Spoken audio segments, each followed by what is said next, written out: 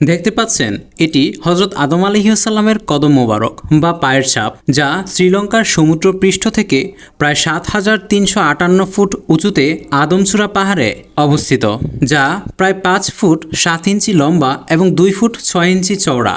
এর থেকে আন্দাজ করা যায় যে হজরত আদম আলাইহিসসালাম কতটা লম্বা একজন মানুষ ছিলেন। ইসলামিক স্কলারদের মতে জান্নাত থেকে পৃথিবীতে আসার পর হজরত আদম আলাইহিসসালাম সর্বপ্রথম এই পাহাড়েই অবতরণ করেছিলেন এবং এই পবিত্র পদচিহ্নটি সরাসরি কাবার দিকে বা কিবলামুখী হয়ে আছে। এবং তাদের মতে হজরত আদম আলাইহিসসালাম যখন এক পায়ে দাঁড়িয়ে মহান আল্লাহর কাছে তওবা করেছিলেন, তখন এই পদচিহ্নটি তৈরি হয়েছিল। এই বিস্ময়কর স্থানটি বর্তমানে চারকোনা ভবন ও লোহার বেষ্টনী দিয়ে সংরক্ষিত করা হয়েছে এবং এখান থেকেই শ্রীলঙ্কার প্রধান ৩টি নদীর উৎপত্তি হয়েছে। মহান আল্লাহর এক অপূর্ব নিদর্শন হিসেবে এই কদম মোবারক আজও বিশ্বাসীদেরকে অবাক করে দেয়। একজন মুসলিম হিসেবে অবশ্যই আপনার কমেন্টে সুবহানাল্লাহ লেখা উচিত।